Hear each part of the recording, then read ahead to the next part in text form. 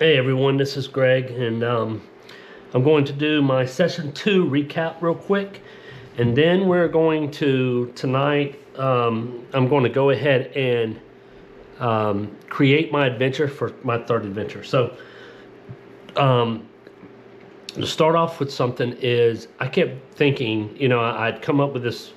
I had, roll to get the name of my group, and I used the Rivals Crawlers chart in the book about creating a name, and I got Iron Rangers, and then I was like, well, how does that make sense? And then it hit me, because some things are just so obvious. They're the place that my city is Ironbridge. They're the Ironbridge Rangers. That's who they're going to start to become, the Ironbridge Rangers. So these are my adventures of the Ironbridge Rangers.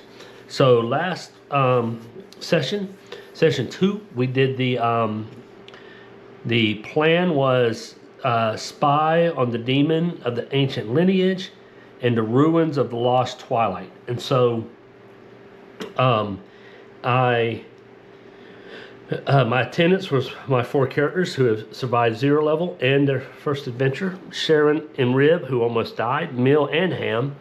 And so Ravis, if you guys remember that, Ravis asked Ham, who Ham is now a priest of Madeira, and Ravis is the head priest of the temple at Madeira in Ironbridge, and he asked the Rangers to investigate the rumor of demonic activity that might involve Mora and Willie. And so if you go back to my NPCs, Mora is the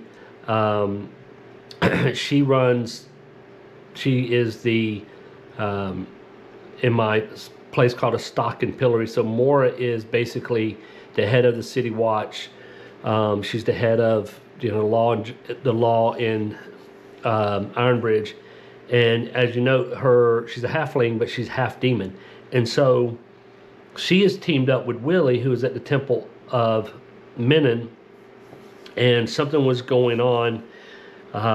There's rumors there's something's going on. And so I rolled, and yes, there is a conspiracy involving them too. We don't know exactly what it is, but right now, and so they go off to the ruins, and that was I put them in a set of dolmens area where a religious cult is supposed to be located. I put it up there on my map, up here in the my world map, up here in number 18. And so Ruins of the Lost Twilight. And so so they traveled up and went into when they got there, one of the dolmens was lit up with a gate. And they went into the gate, and once they came in, the first thing they saw was a pedestal that had a statue on it, and they come to find out that the statue was a trap, and that it was been put there as a way to protect the dolmens when none of the cultists were around. And so it was a trap that sprung a toxic paralyzing gas. And so but they left it there, and they decided to move on in. And as they moved into the down the corridors, they started to find diabolic language that Imrid was starting to read about, something to do with the ritual that was going on. And so he started seeing these things on the wall, and these ruins on the wall. And as they were going, they ran into 4 cultists who were coming from deeper into the dungeon, and they had a combat where Imrib went down, and then the 2 halflings vanished with their invisibility, and then Serene took off, and the cultist followed her, and she didn't know what it did, but she grabbed the statue off the pedestal and leaped out the front of the dungeon, and it went off, and the trap went off and paralyzed all the cultists. The party was able to I need to quit being a little more bloodthirsty, my guys, but they ended up killing the cultist, and And while they were working on Imrib, Serene went down the rest of the dungeon and she encountered a NPC dwarf named Corvo. And Corvo is a dwarf. He's also a tax collector when I rolled up, but he was looking for his friend, was a female elf who had been captured, and he had followed them up. He had followed the cultists up this way and found, and while he was looking, he asked the rangers if they would go find, and Serene went forward and she found Hilarin, the elf. She rescued her, and then she went to the end of the dungeon and she came to the ritual room where she found a demon who was imbued with some kind of magic that kept him still, but he was big and hideous, and Serene she didn't know for sure that he was magically imbued, but she just knew he was not moving and she did not want to go anywhere near him. So she left, and as they were leaving, they searched the cultists and they found a couple of items, but one of the things they found was a locket that had a painted halfling on it, and I rolled and it was a painted picture of Mora. And so I had some questions afterwards, and so I said, and I was like, why is Mora involved? What's going on with her and Willie? We knew from my rolls last time that they were together. And so I rolled revenge, and and it says allies. Well, we know she does have allies. I rolled on that, and then I was like, oh yeah, she does have allies. I already rolled earlier on that. And is she ahead of this cult? She's the one who's in charge of all this? And the answer was yes. And so then I rolled, does the locket somehow control the demon or entrance into this cavern? And it was yes. But there's more now know when they come back, they give the locket to Ravos and to let him know what's going on. But she does not know. She knows that something has happened, but she does not know that it was has not found out yet that the person who interrupted her ritual was the Ironbridge Rangers. And she also, I also rolled to find out if the locket was what. Not only did it control the demon, but was it how it opened up the portal? And when they came through the port, it closed the portal, and so there's no just portal open. And so I went looking to try to find out, well, who is her? If she's a half demon, who is her? Mother, father, or whatever. And so I went to Curse Scroll number 1 because it has some stuff in here about demons. And I found out that her father is Amalzat, Almazzat, and he is trying to get the control of time from his father, who's also a god or whatever in this one. And so his father controls time, and so he is trying to get control of it from his father. So I'm thinking as I go forward, these are all just kind of, it's a subplot, and I'm not thinking too deeply about it right now. I'm going to let it just kind of breathe and organically come out. But that on the back of the locket is the wolf head with the 6 eyes and 6 horns, which is the symbol. Is what how he looks, and that's the symbol that's on the back of the locket that has her picture on it. And so they come back, they get their reward, they turn in some of the things that they found, and they were able to go carousing. And so they all combined together and contributed 100 gold pieces. And I rolled, and they had for a full day and night of revelry. And I rolled, and then Shadeen got 4 experience points plus the ally of a famous bard. Imrib got 4 experience points, but he loses 5% of his total wealth to the Thieves Guild. Mill got luck token and 4 experience points, and Ham got 4 experience points, but he also lost 5% of his wealth. So they're done. And like I said when I was creating this, and people play differently. Some people go from the next day to the next day type of thing. What I do is I'm just worried about adventure to adventure, and I'll fill in the I will fill in if there's a subplot with more and stuff. I'm going to and put that in, but I don't want it to be like the main thing that drives this. I want it to be the kind of the subplot, and I really want it to be where the Rangers do different adventures for different people, until I, run out of adventure spots or whatever in my area. But as long as they're in here, there's still a whole lot of stuff that I can do that I haven't done yet.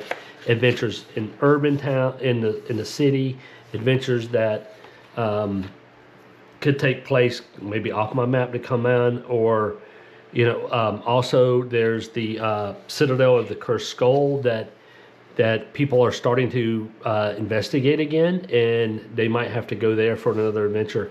So what I did is I went ahead and rolled for my next adventure, and that's what we're going to go ahead and do that. We're just going to roll it up tonight, and I'll have it ready, and I will play it. The goal is to play it tomorrow. But I'm going to go ahead and roll it up so I can get thinking about, I'm going to roll it, put it on my map, and then you'll just see how the finished product when we get ready to go on a third one. So I rolled my next adventure, and it was Banish the Ritual of the Dwarven Lord in the Castle of the Forgotten King. And so I was like, okay, well, where's this Castle of the Forgotten King? And so if it's dwarves, I definitely wanted to make it the mountains. So I looked over here on my trusty little world map, and I had mountains. So I decided, even though, again, just because I didn't roll a point of interest at the time doesn't mean I can't put one on here. So I put the Castle of the Forgotten King in the mountains, and since I have this ocean, I was like, okay, who's the quest giver? So I went and looked at my NPCs, and I have Tojan the dwarf who runs runs the stonemason shop named Imperial Coins, and he's known for having a heavy bodyguard, of course, but he has an interesting customer, which is the Goblin Pirate. So I rolled up, the name of this Goblin Pirate, and he's Lamachus the Six Finger. And so Lamachus the Goblin Pirate told Tojan that he was in there to tell him that he's a customer of his, but he's telling him that he had saw some activity of people who were moving up into the mountains heading towards the Castle of the Forgotten Dwarven King. And so and Lamachus's group kind of went after kind of looked at what they were doing, and that this group was going. So I didn't know, what's the Banish the Ritual of the Dwarven Lord. So I rolled on the ShadowDark, prompts on the back, and I got Stop Justice. So my initial thoughts right now is the fact that these people were going, that there's an old Dwarven Lord ritual that old dwarfs used to use to bring about justice. And it is one that's they're not doing it anymore. It might be one like back in the day where they had, two people fight to the death, and whoever survived, that was the one who was right? There wasn't some kind of jury system, or it was just justice combat or something of that nature. But Trojan knows that this ritual is an old ritual that doesn't really lead to justice. And so this group that is going up to the taverns, they're going to try to do some kind of ritual of the Dwarven Lord to find out if someone is innocent or not. I don't know exactly what that is, and I'm hoping that I might get a little more flavor. I just rolled this, so I'm like, everything's new right now, and that's what I wanted to show you guys. Like, I don't always roll and then all of a sudden it just pops. You roll and it gets your juices flowing, because my goal is to play this in the next day or two. And so I want to roll up my adventure, see what happens when I roll my maps, and try to start getting little bits of information so I can create my next adventure. But it's going to be doing to something where this group is going there, and they're not tied to Mora. I've already rolled for that. They're not tied to Mora. This is not tied to some religious cult in the sense of what's going on with the demonic. It's something that's completely different. It's an old school kind of rivalry or something that's going on, and they're going they're going up to do this ritual at the old citadel. Now it could be that it is it's a stop justice. So maybe as why they go up there to do this, the Citadel is old and it's been overrun by whatever creatures I roll up are there now. And so maybe that's what it's doing, is like they're going to banish this ritual, but it's because this group could be walking into danger. And so the pirates saw it, told Tojan said, hey, you guys go investigate this. And so the Ironbridge Rangers say, of course. And so let's roll. I got my trusty ShadowDarks here. Make sure everything is in my camera view. And we're going to go to the ShadowDark map. And we're going to roll the ShadowDark map on page 130 and 131. We do know what the adventure is called because I already wrote it in my journal. Again, if you're looking for these journals, it's done by Todd Pickens at Deathfinger. This is his DM journal, and I really like it. I just, in fact, ordered one that has that's spiral bound, so it will lay flat a little bit better because it's just easier for me. But so I know that my adventure is banish the ritual of the Dwarven Lord.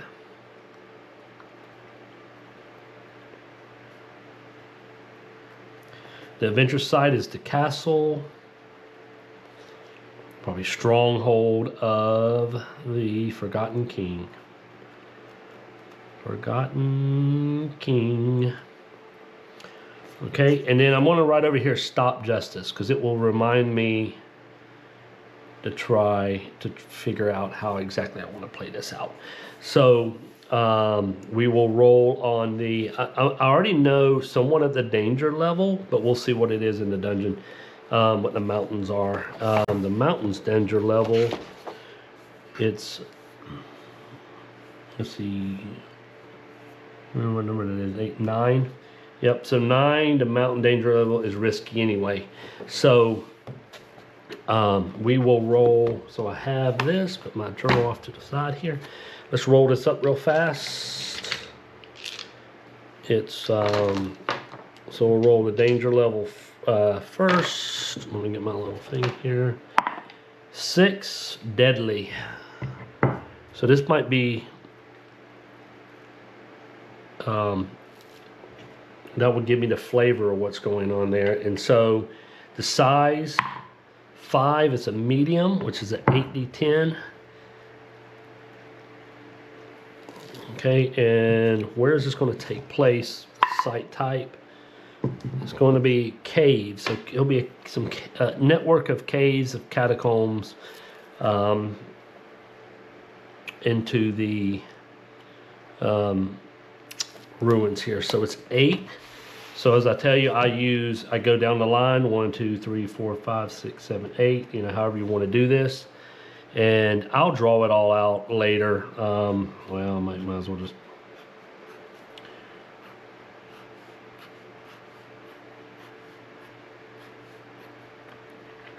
I have realized that I can also have a dungeon up to 10. And so I need to get my get some more hex paper and make it smaller. So here's my entrance and here's my exit. And so what I do is I go ahead and roll. As you guys know, as you use the map thing, is to get the room features. And so I will roll on in my box here. Let's see what we got here. It's a D10. First room is empty. Just put a number in here, 2. The next one is a 4. The next one is a 5. I'm going to go ahead and just mark my rooms. Then I have a 2 again. 4. Wow, 4. Come on, dice. You got a 10. So that's going to be my last room because I know that's going to be the highest number. And then a 5. Okay. So once I got my numbers, we know that this is the, this will make an empty room. A 4 is a minor hazard.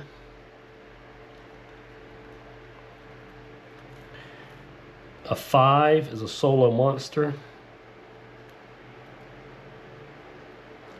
I don't know why I'm writing here because I have these here. And then this is another empty.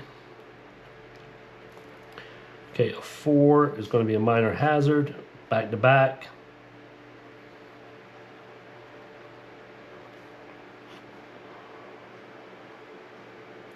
And if you want, if you get back to back and you're like, oh, that's boring, then you are free to roll again. So me, I just go with what I roll and I figure it out. And then this is boss monster. Okay.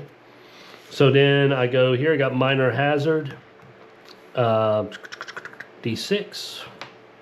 A 1 is a short fall. Let me go over here to go to my description. So this was the first one is empty. Again, an empty room is not an empty room. This is a clue room. Okay, then number 2 is going to be minor hazard. And so my details I rolled is going to be a short fall. Probably some kind of crevice is broken into the room. My next room is a solo monster. So solo monster, it is a mighty. A solo monster. It is a mighty brute. And then my next one is empty. Then I have another minor hazard.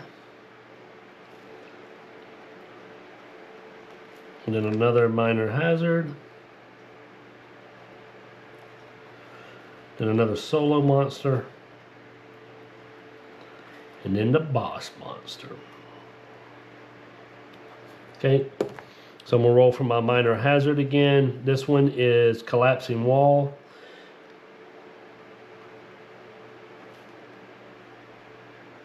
And then this one is going to be 4 dense rubble.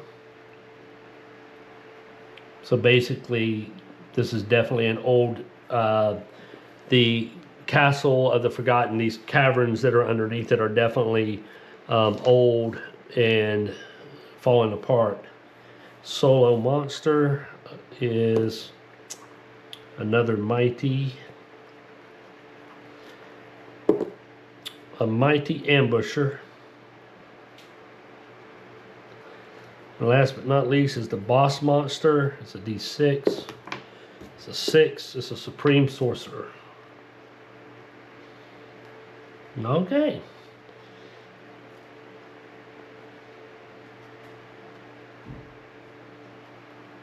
All right. So I know. So what I'm going to do is I will be starting to build this dungeon. I just wanted to get my rolls up before I, sit and start thinking about this and how I'm going to play it out. But as you see, I have my rooms. I have my adventure and what I need to do. Banish the ritual of the Dwarven Lord, which, hey, with the ritual going on, Dwarven Lord, I have a Supreme Sorcerer. So I'm going to have to look through the book and figure out. And then I have a Mighty Brute and a Mighty Ambusher who is in here as well. And so I will think these through, but I just wanted to do a short video tonight that gives me a recap, plus to show you rolling up my adventure. And then starting when I play it out, should be tomorrow night. Once I play it out, I will just think about this throughout the day, go through the book, find me monsters, and so it'll leave you a surprise of how did I flush out the rest of this adventure. You'll find out on the next session, on session 3 of the Adventures of the Ironbridge Rangers. So thank you. And if you do have any ideas as you look at what I rolled, and you want to leave them in the comments of maybe something that, here, that would be great. I would love to get comments of what you think about what the ritual could be, who the Supreme could be, or these kind of NPCs. As I, work through the book and do this stuff that I need to do to get this adventure up and rolling. But this will be session 3, Banish the Ritual of the Dwarven Lord. So thanks. Have a great night.